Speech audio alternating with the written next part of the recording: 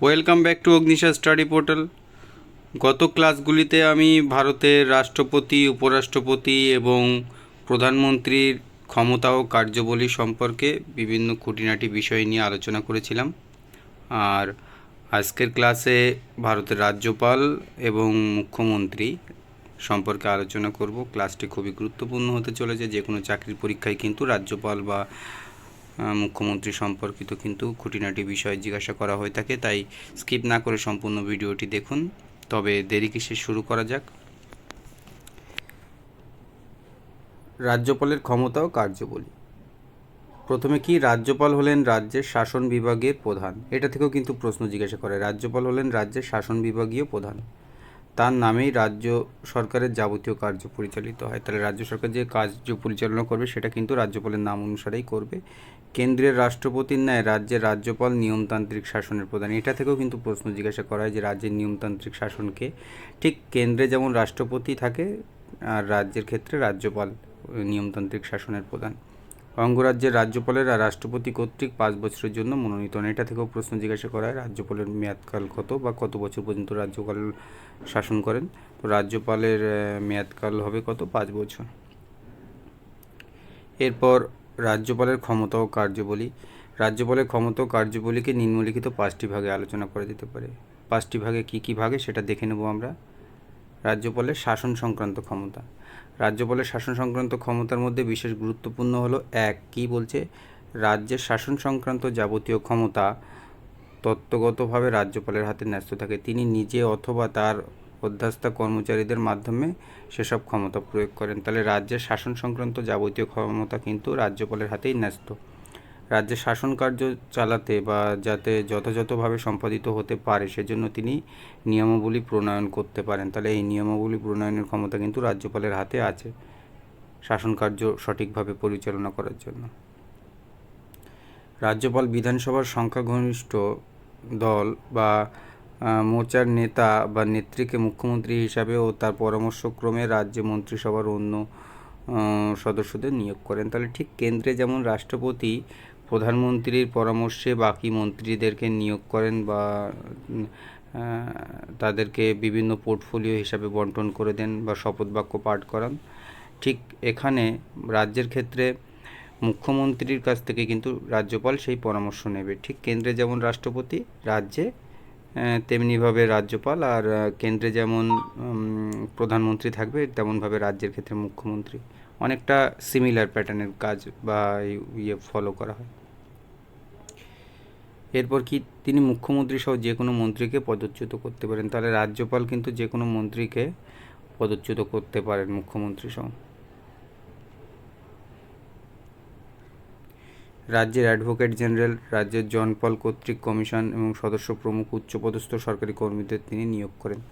তাহলে যে রাজ্যের অ্যাডভোকেট জেনারেলকে কে নিয়োগ করেন, এটা থেকে দু প্রশ্ন জিজ্ঞাসা করা হয়ে থাকে। রাজ্যের শাসনতান্ত্রিক অচল অবস্থা দেখা দিয়েছে বলে মনে করলে রাজ্যপাল 356 ধারা জারি করার জন্য রাষ্ট্রপতির কাছে সুপারিশ করতে পারেন। এর আগেও ভিডিওতে আলোচনা করা হয়েছিল যে 356 অনুযায়ী কোনো রাজ্যের জরুরি অবস্থা জারি করা হয়, সেক্ষেত্রে কি রাষ্ট্রপতির নির্দেশ অনুযায়ী সেখানে কিন্তু রাজ্যপালই সেখানে শাসন করবে। তো এখানে যদি কোনো রাজ্যের শাসনতান্ত্রিক অবস্থা অচল হয়ে পড়ে বা এটা মনে করেন যে রাজ্যপাল, তো সেক্ষেত্রে কিন্তু রাজ্যপাল রাষ্ট্রপতির কাছে সুপারিশ করতে পারেন যে রাজ্যে 356 ধারা জারি হোক এবং রাষ্ট্রপতি শাসন জারি করা হোক। সেক্ষেত্রে তখন তার কাছে কিন্তু এই ক্ষমতা আছে।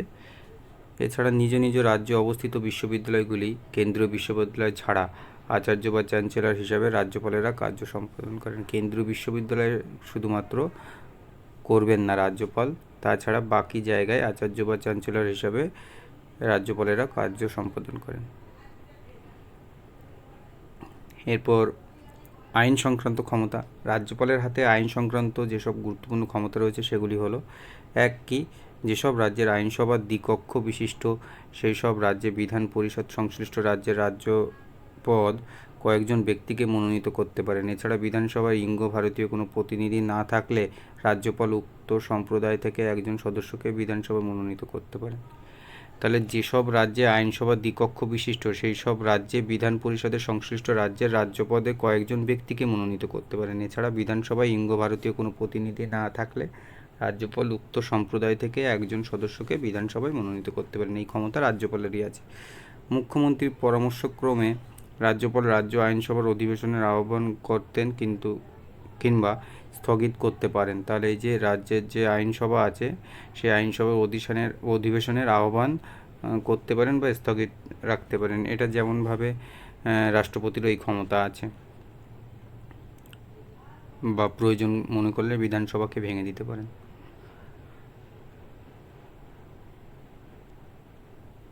রাজ্য আইনসভার গৃহীত কোনো বিল রাজ্যপালের সম্মতি ছাড়া আইনে পরিণত হতে পারে না। যেমন রাষ্ট্রপতির স্বাক্ষর ছাড়া আইনে পরিণত হতে পারবে না। তাহলে এখানে বলছে রাজ্য আইনসভার গৃহীত কোনো বিল রাজ্যপালের সম্মতি ছাড়া আইনে পরিণত হতে পারে না। তিনি বিধানসভা কিংবা বিধানমণ্ডলীর কাছে বাণী প্রেরণ করতে পারেন। অর্থ বিল ছাড়া অন্য বিলকে তিনি রাজ্য আইনসভা পূর্ণ বিবেচনার জন্য ফেরত পাঠাতে পারেন। ঠিক সিমিলার প্যাটার্নে যেভাবে রাষ্ট্রপতি থাকে কেন্দ্রে লোকসভা থাকে, আর রাজ্যসভা থাকছে রাজ্যের ক্ষেত্রে, বিধানসভা থাকছে রাজ্যের ক্ষেত্রে, তো সেই অনেকটা সিমিলার প্যাটার্নের কার্য পরিচালনা করেন রাষ্ট্রপতির মতোই।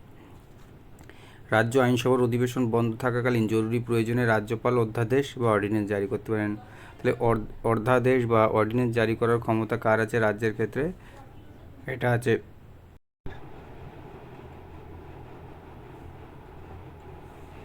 এরপর কি আছে? এরপর অর্থ সংক্রান্ত ক্ষমতা। রাজ্যপালের অর্থ সংক্রান্ত ক্ষমতাগুলি কী কী সেটা জেনে নেব। এক, কি রাজ্যপালের সম্পত্তি ছাড়া রাজ্য আইনসভা কোনো ব্যয় বরাদ্দের দাবি পেশ কিংবা অর্থ বিল উত্থাপন করা যায় না।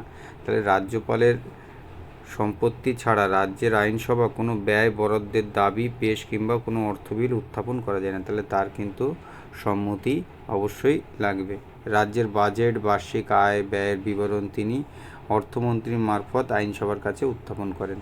এটাও কিন্তু রাজ্যপালের অর্থ সংক্রান্ত ক্ষমতা। এছাড়া 3 নম্বর ক্ষমতা কি? রাজ্যপালের হাতে রাজ্যের আকস্মিক ব্যয় তহবিলের দায়িত্ব ন্যস্ত থাকে। তাহলে রাজ্যপালের হাতেই কিন্তু যে আকস্মিক ব্যয় তহবিল সেটা কিন্তু রাজ্যপালের হাতেই ন্যস্ত থাকে। এরপর বিচার সংক্রান্ত ক্ষমতা। রাজ্যপালের হাতে বিচার সংক্রান্ত ক্ষমতা রয়েছে। এগুলো কি কি? এক, রাজ্যপালের পরামর্শক্রমে রাষ্ট্রপতি রাজ্যের হাইকোর্টের বিচারপতিদের নিয়োগ করেন। এটা কিন্তু একটা ভাইটাল প্রশ্ন, যে কার পরামর্শে রাষ্ট্রপতি রাজ্যের হাইকোর্টের বিচারপতিদের নিয়োগ করেন। এটা কিন্তু পরীক্ষাতে জিজ্ঞাসা করে, তাহলে কিন্তু সেক্ষেত্রে রাজ্যপাল হবে উত্তর। রাজ্যের দেওয়ানি আদালত বিচারপতি, অতিরিক্ত জেলা জজ প্রমুখদের কে নিয়োগ করতে পারেন। তাহলে বাকি যারা আছে দেওয়ানি আদালতের বিচারপতি, অতিরিক্ত জেলা জজ, এগুলোকে কিন্তু রাজ্যপালই নিযুক্ত করবেন। এটাও কিন্তু পরীক্ষাতে জিজ্ঞাসা করা।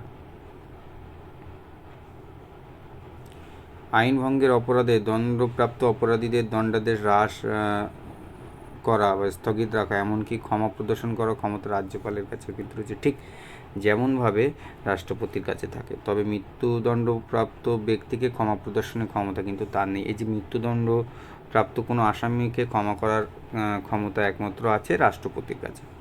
স্বেচ্ছাধীন ক্ষমতা, এটা থেকেও কিন্তু প্রশ্ন জিজ্ঞাসা হয়, খুব ইম্পর্টেন্ট। স্বেচ্ছাধীন ক্ষমতা কি? উপরোক্ত 4 ধরনের ক্ষমতা ছাড়াও সংবিধানের রাজ্যপালের হাতে স্বেচ্ছাধীন ক্ষমতা প্রদান রয়েছে। সংবিধানের যেসব ক্ষেত্রে রাজ্যপালকে স্বেচ্ছাধীন ক্ষমতা প্রয়োগের স্পষ্ট নির্দেশ দেওয়া হয়েছে তার মধ্যে রয়েছে কি কি দেখে নেব, অনেকগুলি। এক, কি পার্শ্ববর্তী কেন্দ্রশাসিত অঞ্চলের প্রশাসনিক দায়িত্ব হলে স্বাধীনভাবে পালন করা। মণিপুর ও সিকিমের রাজ্যপালের ক্ষেত্রে পার্বত্য অঞ্চলের উন্নয়নের জন্য বিশেষ দায়িত্ব পালন করা। নাগাল্যান্ডের রাজ্যপালের ক্ষেত্রে রাজ্যের আইন শৃঙ্খলা রক্ষার জন্য বিশেষ দায়িত্ব পালন করা। রাষ্ট্রপতির কাছে সাংবিধানিক অচল অবস্থা সম্পর্কিত রিপোর্ট পাঠানো। রাজ্য আইনসভার যেসব বিল রাষ্ট্রপতি বিবেচনার জন্য পাঠানো হবে। রাজ্যে মন্ত্রিসভা বরখাস্ত করা বা রাজ্য বিধানসভা ভেঙে দেওয়া, এগুলি কিন্তু সবই কিন্তু স্বেচ্ছাধীন ক্ষমতার মধ্যে পড়ছে রাজ্যপালের। এরপর রাজ্যপালের পদমর্যাদা। রাজ্যপাল যেহেতু রাষ্ট্রপতির মতো নিয়মতান্ত্রিক শাসক, তাই তার পদটিকে নেহাত নাম সর্বস্ব পদ বলে অনেকে অভিমত প্রকাশ করেন।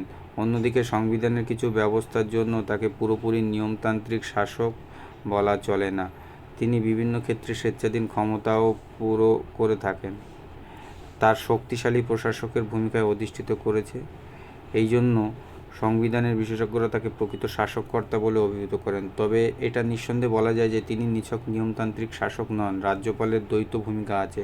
একদিকে তিনি রাজ্যের নিয়ন্ত্রণের প্রধান শাসক, অন্যদিকে তিনি কেন্দ্রের প্রতিনিধি হিসাবেও কিন্তু স্বেচ্ছাধীন ক্ষমতার অধিকারী। অবশ্য বিশেষ কয়েকটি ঘটনা, তাহলে কী বলছে যে বিশেষ কয়েকটি ঘটনা বাদ দিলে ভারতের সংবিধানের ইতিহাসে বিগত দশকগুলিতে রাজ্যপালের সাধারণ নিয়মতান্ত্রিক শাসক প্রধানের ভূমিকায় পালন করে চলছে, এটা বলা যায়। এরপর মুখ্যমন্ত্রীর ক্ষমতা ও পর্যালোচনা। এতক্ষণ আমরা রাজ্যপাল সম্পর্কে আলোচনা করেছিলাম, আর এর আগের ভিডিওতেই আমি জানিয়েছি যে রাষ্ট্রপতি, প্রধানমন্ত্রী এবং উপরাষ্ট্রপতির ক্ষমতা এবং পদমর্যাদা, কার্যালোচনা সমস্ত কিছুই কিন্তু আলোচনা করা হয়েছে। তো এক্ষেত্রে ওই রিলেটেড রাজ্যের ক্ষেত্রে রাজ্যপাল এবং মুখ্যমন্ত্রী একসঙ্গে ভিডিওতে দেওয়া হলো, তাহলে বুঝতে একটু সুবিধা হবে। ভারতীয় যুক্তরাষ্ট্রের সংসদীয় শাসন ব্যবস্থার রীতি অনুসারে কেন্দ্রীয় প্রশাসনে প্রধানমন্ত্রী এবং রাজ্যের প্রশাসনে মুখ্যমন্ত্রীর প্রাধান্য প্রতিষ্ঠিত হয়েছে। রাজ্য প্রশাসনের প্রকৃত শাসক মুখ্যমন্ত্রী। রাষ্ট্রবিজ্ঞানী নামে ডি পামেরোর ভাষায় রাজ্যগুলিতে প্রকৃত শাসক মুখ্যমন্ত্রী, রাজ্য যার অবস্থান দেশের প্রধানমন্ত্রী অনুরূপ। তাহলে প্রধানমন্ত্রী আর মুখ্যমন্ত্রী কিন্তু একই রকম যে এদের শাসনের প্যাটার্ন। এরপর দেখে নেব মুখ্যমন্ত্রীর যোগ্যতা, নিয়োগ ও কার্যাবলী।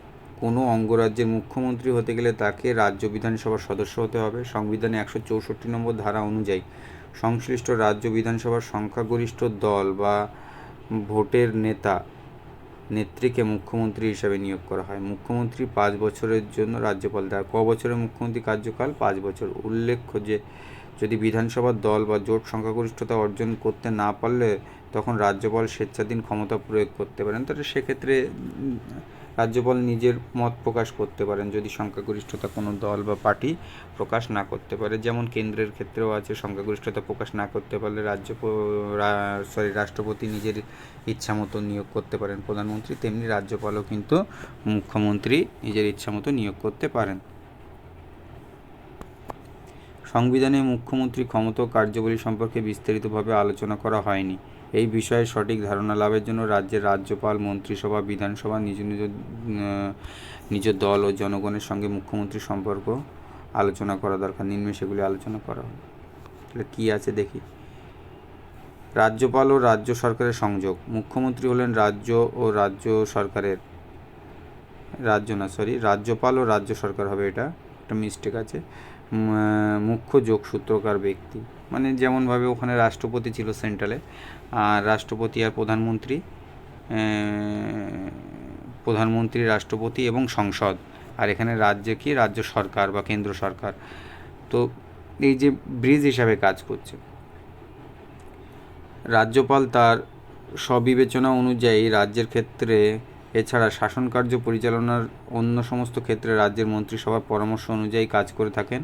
রাজ্য মন্ত্রিসভার সিদ্ধান্তের ক্ষেত্রে মুখ্যমন্ত্রী রাজ্যপালের প্রধান পরামর্শদাতা। তাহলে এই যে মুখ্যমন্ত্রী কিন্তু রাজ্যপালের প্রধান পরামর্শদাতা, আর প্রধানমন্ত্রী হচ্ছেন রাষ্ট্রপতির প্রধান পরামর্শদাতা। মুখ্যমন্ত্রীর পরামর্শ অনুসারে রাজ্য মন্ত্রিসভায় রাজ্যপাল নিয়োগ, অপসারণ, দপ্তর বন্টন, অধিবেশন আহ্বান, স্থগিত রাখা ইত্যাদি হয়।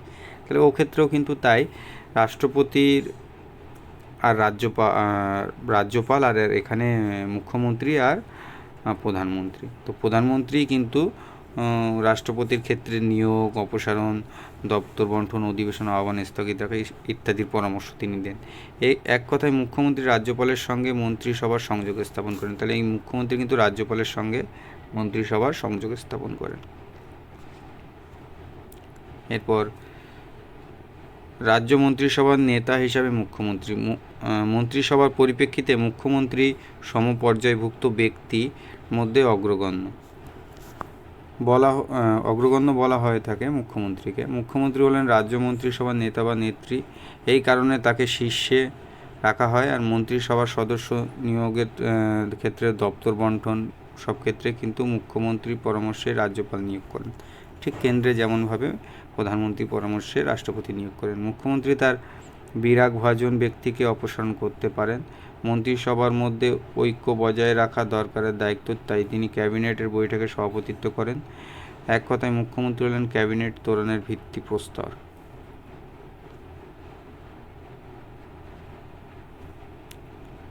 রাজ্যের আইনসভার নেতা।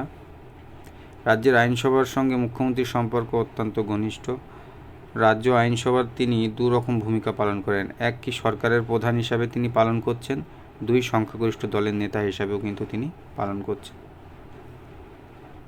এরপর তিনি বিরোধীদের সমালোচনার জবাব দেন, সরকারি নীতি ব্যাখ্যা করেন। রাজ্য আইনসভার গুরুত্বপূর্ণ বিলের ব্যাপারে মুখ্যমন্ত্রীকে দায়িত্ব পালন করতে হয়। কেন্দ্র রাজ্যের মধ্যে সম্পর্ক স্থাপন কে করবেন? মুখ্যমন্ত্রী।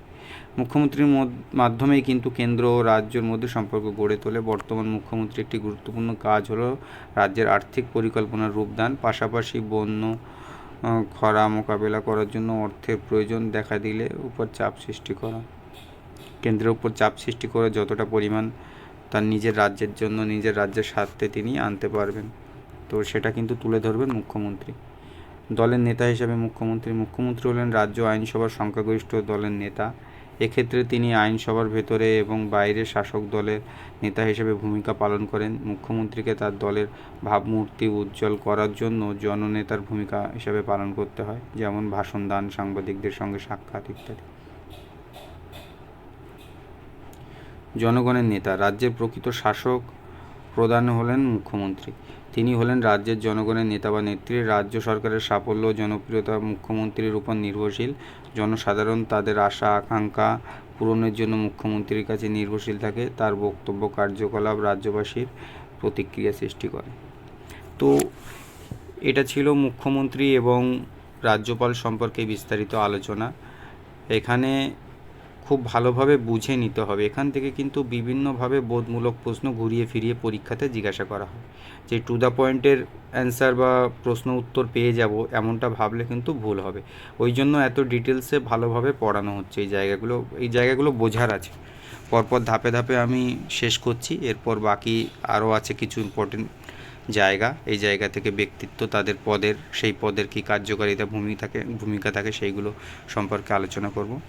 ভিডিওটি এখানেই শেষ হচ্ছে। খুব শীঘ্রই পরবর্তী ভিডিও আসতে চলেছে। আর ভিডিওটি যদি ভালো লাগে তাহলে লাইক, শেয়ার, কমেন্ট এবং চ্যানেলটিকে সাবস্ক্রাইব করে দেবেন। আর যদি কারো কোনো বিষয়ে কোনো জিজ্ঞাসা থাকে তাহলে কমেন্ট সেকশনে অবশ্যই জানাবেন। ধন্যবাদ।